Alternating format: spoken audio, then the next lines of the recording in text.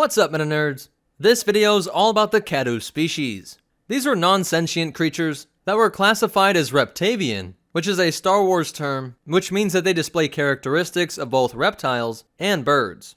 A mature Kaadu can reach a height of 2.24 meters, or about 7 feet 4 inches, making it about the same height as a Wookiee. Most Kaadu had a yellow or orange skin color, though some could have hues of purple. One of their most striking features is the fact that they have enormous lungs, giving them the ability to stay underwater for up to 2 hours. Compare that to a dolphin, who can only stay underwater for about 10 minutes, and even the enormous sperm whale can only stay under for about an hour and a half. These long, funny-looking legs gave it the ability to run at up to 80 kilometers per hour, or 50 miles per hour, making it just a bit faster than an ostrich.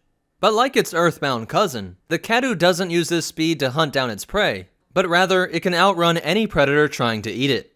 And besides, 80 kilometers per hour would definitely be overkill when considering that the only animal that a Kaadu eats is the Naboo snails.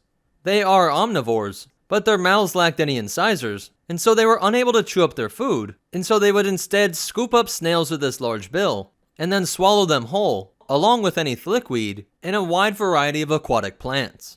They also had excellent hearing and a superb sense of smell, traits that when combined with that speed, their height and long neck that gave them a wide view of their surroundings, it was extremely difficult to sneak up on an unsuspecting Kaadu. In addition to this, they would also stay in these enormous herds, thousands of Kaadu together at one time, and Naboo biologists have tried to track how many there are on the planet, tallying up over 3.4 million of these creatures. These biologists also recorded the behavior of the Pico Pico, which because of the defensive measures we just talked about, realized that it would be too difficult to attack an adult Kaadu, and instead would feast upon their eggs. Like many species, the Kaadu females were the ones that laid the eggs, and they would usually lay them in fields of tall grass, in numbers of 100 to 250 eggs in a single clutch, hoping that if a Pico Pico did find out where they were hidden, at least there would be way too many for the creature to devour all of them. It would be the Kaadu who lived along the swamps, who were first domesticated by the Gungans, who would come to use them as war mounts and as patrol animals for the police in Gungan cities. The act of taming a Kaadu was a bit of a rite of passage for a Gungan warrior, and once they had been tamed, the Kaadu was incredibly loyal and would be inseparable from their Gungan for the rest of their life. Many Gungan warriors would decorate these mounts with feathers from the enormous bird-like creature called the Titavian, and these could actually be seen on the Kaadu that was used during the Battle of Grassy Plains, in which the Trade Federation fought against the forces of the Gungan military. So that's it for the Kaadu, but you definitely want to hear these cool facts and behind-the-scenes stuff.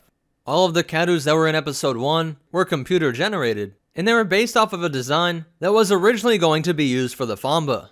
To make the sounds for the Kaadu, they slowed down the sounds made from a pig and from the sound of a blowhole of a whale. And the Kaadu that was rowed by Captain Roos Tarples actually has a name, being called Swamp Toe.